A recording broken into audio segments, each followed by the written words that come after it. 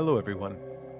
I wanted to make a short video sincerely thanking every listener for stopping by, and especially those who've decided to stay longer and have subscribed. Those discerning individuals who sensed a hidden value in the very modest makeup and aesthetics of this channel.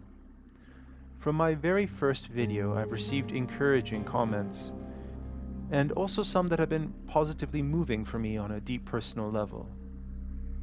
I'm all for the opinion, of course, that high-budget effects and high-quality camera work are fantastic. But, although pleasing to the senses, they sometimes compensate for the significant lack of substance of their material. Finding a balance between substance and style is a rare achievement indeed. Admittedly, there's some more work to be done on the production value of my videos, but I do hope that it continues to provide you with a thoughtful foray into the unknown and perhaps unconventional, opening up upon layers and layers of reality that convey no end to its depths or revelations. I hope to continue to provide an intimation of deeper levels of understanding that don't simply recycle the same tired topics on a much superficial level. I've been experiencing a few technical difficulties, particularly with regard to comments from subscribers. Not once have I deleted or blocked a comment or disregarded an earnest question from my viewers. That, of course, would be presumptuous on my part. To claim that I have all the right answers or have asked all the necessary questions to help elucidate the mysteries of life.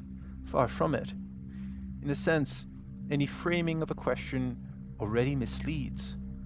For reality is so subtle that any question that can be asked already presupposes a specific category of answer, and therefore cuts off everything that does not yield to it. That being said, I do enjoy reading your comments and trying my best to answer your questions. I am on the same path of learning as everyone listening.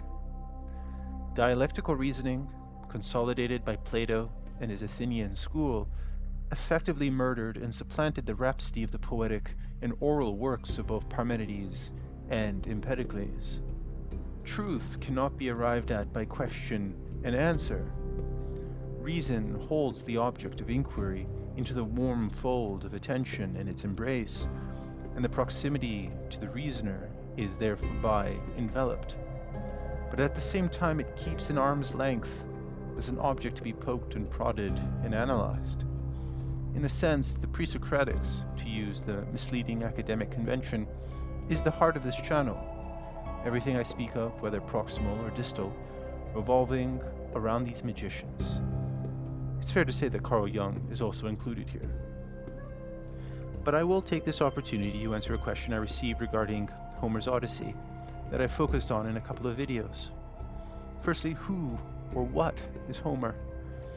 Despite our acknowledgement of Homer as one of the most ancient poets in our so-called Western tradition, there is strong evidence supporting the view that the oral traditions from which the Iliad and Odyssey arose pre-existed the compilation of them into a written record. The nature of oral tradition implies a continuity of stories passed down from one rhapsoidos, or performer of poetry, to another, with minor variations that simultaneously build on the existing story, but also expand, elaborate, or emphasize various components according to the pleasure or intention of the reciter.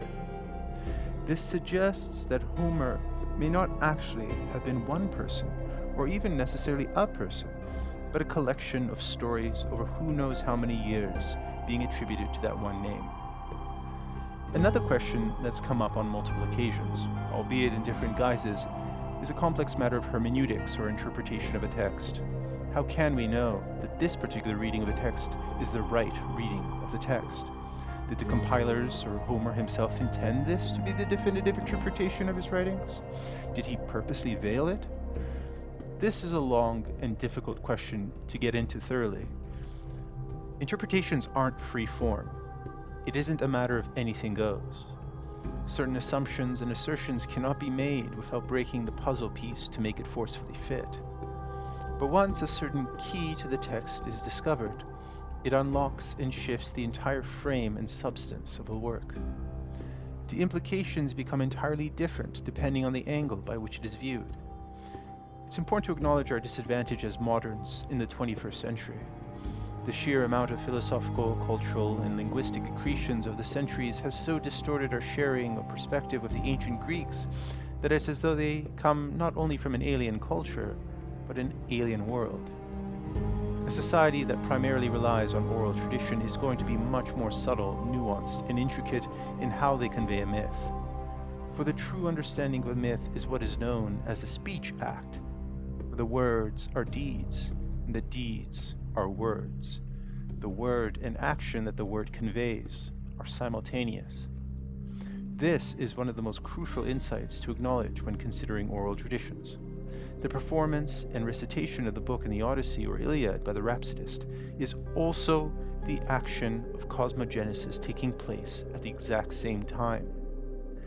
Many people will scoff at that notion, but alas, all we can do is fold our hands in patience and forbearance and accept that ignorance is just as much a part of the whole as truth. After all, Goethe once said, "It is not always needful for truth to take a definite shape. It is enough if it hovers about us like a spirit and produces harmony, if it is wafted through the air like the sound of a bell, grave and kindly." The works of Homer, Empedocles, and Parmenides, to name a few, are incredibly subtle and profound. Everything has intention. Every word evokes associations of other scenes from other texts. This intertextuality magnifies and multiplies the symbolisms and evocation of thoughts and feelings to provide a true confrontation with the enigma, resulting in what is known as aporia, a pathlessness, a disorientation, an ungrounding that provides an opportunity, just an opportunity, for a true metanoia, which is a fundamental changing in our perception of reality. Thank you all again for being here. Many blessings be upon you.